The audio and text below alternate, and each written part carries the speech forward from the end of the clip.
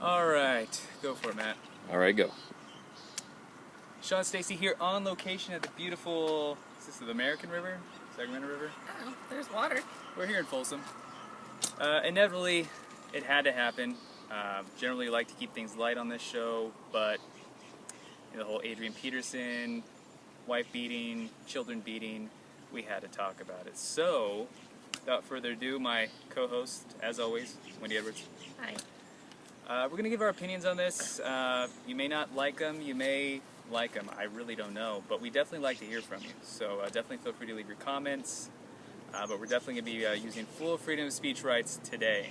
So without further ado, Wendy, you've heard about Adrian Peterson, the issue he had with his kid, obviously he gave him a whooping. What do you think about that as far as like the punishment A is criminal act, but for the most part right now B being as he is now inevitably suspended from the Minnesota Vikings? I think that I don't so much have a problem with parents spanking their kids or hitting them. I mean, I've seen, well, hitting them, not With really. a switch? I've seen the pictures. I think that a 4-year-old kid is probably a few years too young for that kind of punishment. But, I mean, I get it. I grew up, with my parents spanking me, and I'm sure most people did. I didn't get spanked. He was a good kid. But I think that until charges are filed, So you feel due process should be...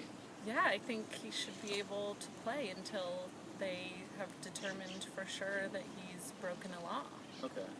And, I agree to a certain extent. But in something like this, like the Ray Rice thing, there's visual evidence.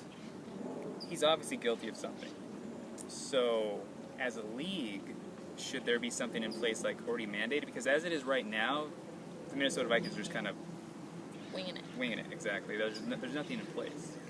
So, moving forward, there obviously needs to be changes to the NFL procedures. But do you feel it's okay for them to literally take their best player, one of the best players in the league, off the field for an unknown amount of time? I don't think so. I mean, I know that in my job, if I did something and I was arrested for it and it didn't affect my work until, maybe I had to go to jail for it, my work doesn't suspend me. Okay. So I think that, there does need to be a set protocol for that kind of stuff, but at this point there isn't one, and I think it makes the NFL look worse to say one thing and then change it. They did kind of change it. And speaking of changing and going into another, we'll bounce over to the whole Ray Rice. I guess she was his fiance at the time. Are you sure you want to get me started on this one? Yeah, we have to go there. Okay. So, you saw the video. He decks his wife in the elevator. She goes down, hits her head, and she's knocked out. As far as the NFL giving him the initial 2-game ban, and then acting like they didn't see the video, and now giving him the ultimate ban by basically suspending him for, they didn't necessarily say for life, but he's definitely gone for at least this year. Do they have the right to do that? I don't think that they do. I think that... Are we going into double jeopardy phase at all? Yes, here? I Okay. think that they told him, 2 games. It was obvious that she was knocked unconscious. He didn't sneeze and she fell over or something. True. It happened, and they had to have known, and I don't think it's fair to tell someone this is your punishment, but now that more information is coming out, we're going to change your punishment when a reasonable person would have assumed that that's what happened in the first place. Yeah, I think they kind of jumped the gun with the initial punishment. I didn't see them banning him for a full year, but at the same time, domestic violence is a huge, I don't know if it's just like epidemic, but it's a huge issue in America. I think these guys do have not necessarily a moral obligation, but a professional obligation. There are bylaws written in the players' agreement with the league that they need to be on the up and up and don't be idiots. And in this case, obviously, he wasn't doing that. So they have every right to suspend him. But suspending him twice for the same thing, as I said before, it's really not okay. But As far as players, professional athletes in general, would you say they have moral obligations to, because it's written in their contracts? If it's in their contract, then sure.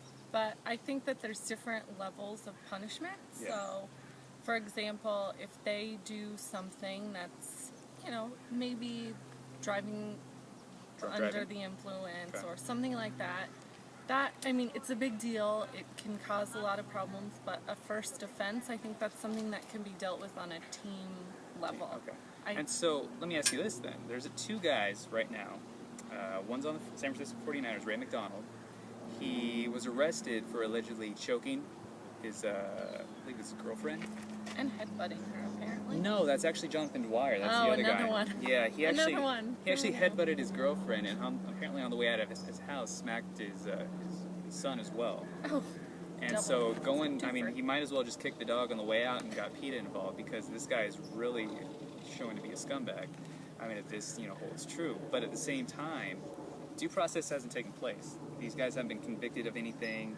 I mean, literally, the Carolina Panthers had Greg Hardy convicted. He actually got convicted for beating his girlfriend, but he was still playing up until he played week 1. Yeah. So I think there definitely needs to be changes made to the NFL policy. But again, does the NFL have a moral obligation here, or should it be a parent's choice to tell their own kids, what's right and wrong?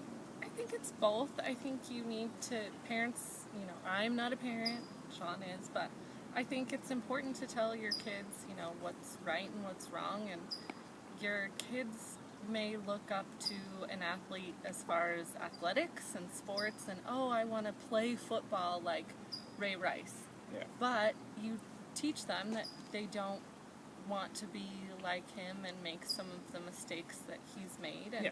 I do think that the NFL, needs to take a stand on it, but I just don't think they're doing it the right way. I think that there should be more other players that are not involved, speaking up. And Yeah, the Players Union actually is getting together now, and there's going to be, I honestly can see this as necessarily a good thing, but the silver lining in this issue is there's obviously going to be a huge, public service uproar from the NFL, going against, not only domestic abuse, but also child abuse.